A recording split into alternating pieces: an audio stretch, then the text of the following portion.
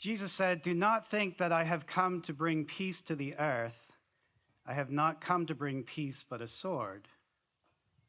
For I have come to set a man against his father, and a daughter against her mother, and a daughter-in-law against her mother-in-law, and one's foes will be members of one's own household." Eek. And trust me, the rest of the readings weren't any better. So I want to thank Tom and Chris for letting me wrestle with this one. But we'll see what we can do. And I don't want to dismiss this reading because this is telling us all here in 2026 that the early church, this is what they experienced. That for many members who decided to be followers of Jesus Christ, their lives were disrupted and upended by being followers of Jesus Christ, and they were put outside of their communities and outside of their families. So I don't want to dismiss that reality. But the good news for us in our history is that's not many of our realities. It's some, but it's not most of our realities that we are going to have and to be put outside of a community for being followers of Jesus Christ. And yet, if you had a family like mine that consisted of two uncles who were Episcopal priests of different generations, and a grandmother who was a member, or associate member of the Order of St. Margaret's, which is an Episcopal order, religious order in Boston, and a grandmother whose father was a Methodist circuit rider, and a brother who followed the Grateful Dead, and it's a religion, and cousins who had various Southern Baptist, literalist, fundamentalist. Anyway, all to say is when we gathered together for Thanksgiving or those family events, oftentimes this reading felt very real because everybody, the family sport was Jesus. And how we could create a history about Jesus or make a defense about Jesus or a theology about Jesus that was right.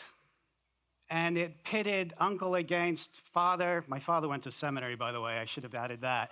A father against an uncle, and a cousin against a sibling, and a mother against a daughter-in-law. And it just, so most of the time it was fun. And then egos got a little bruised, and it got a little more serious.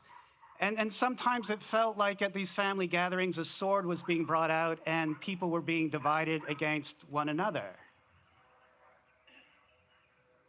And in some ways, this reading became real for our family. Now, I tell you this not because I expect you all to come out of families with two uncles who are clergy, and a father who went to seminary, and a grandmother who was an associate member of a religious order, and a grandmother who was Methodist circuit rider daughter. None of that. That just seems like extreme to me. And I'm going to have words with God when I get there because it may explain why I'm here. But I tell you that because what happens over the years is, being 21, 22 and being steeped in theology, I thought I knew everything about Jesus, and so was very willing to take the bait and go after my uncles and after a grandmother, God bless her, and whomever else. And over time, I began to realize that each of their understandings of Jesus was born out of their experience of life. And so one uncle who was a Navy chaplain in Vietnam obviously had a very different understanding of who God was and who Jesus was than an uncle who grew up in the 1970s and went to seminary in the 70s in Berkeley, California.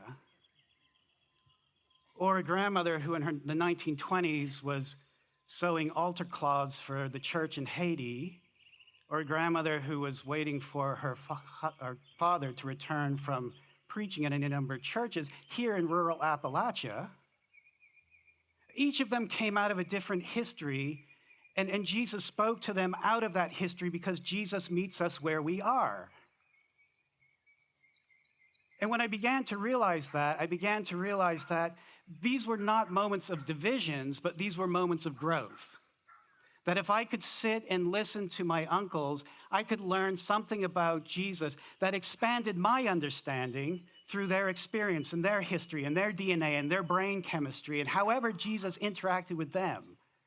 It began to make sense. What made sense to them began to make sense for me. And Jesus, who was so contained out of those theological books, started to expand. And so I found myself listening more and more and saying, Jesus is this? Yes, there are fundamentals about who Jesus is. There are fundamentals about who God is. And yet, it's more than that. Because each and every one of us, and I tell you this story because of each and every one of us. Here we are in this beautiful cathedral. And God is breathing anew and afresh in this place. And Tom invited us to look at the green a couple of weeks ago. And the trees that God created to give us shade. And the sun that warms and grows in that beautiful meadow with the flowers and the grasses. And we're reminded that God breathes through the creation and God breathes through each and every one of you and all the joys and the fears and the hopes and the dreams that you woke up with this morning and got into the cars and came here to this cathedral this morning.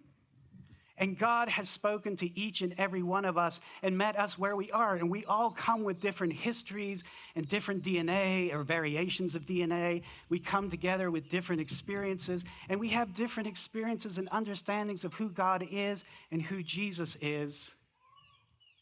And the dinner table does not have to be a place of separation. But the invitation is for the dinner table to be a place of growth. And to hear another's experience and say, not to give up your own experience, that would be disingenuous and not what God wanted. God created you and engages you for you. But God does that to your neighbor and the person sitting alongside of you and behind you, in front of you, and the dog you're holding in your lap, I guess. And God's inviting us to have and to expand our understanding. The sword doesn't have to be destructive. The sword can be a place of learning and of deepening and of expansion. And that's my prayer for you, and it's my prayer for me, that we may continue to grow to love God deeper by getting to know our uncle, our fathers, our grandmothers, and our grandchildren, and our great-grandchildren, and our children, and hearing how God has met them, and allowing ourselves to have that larger picture of God. Amen.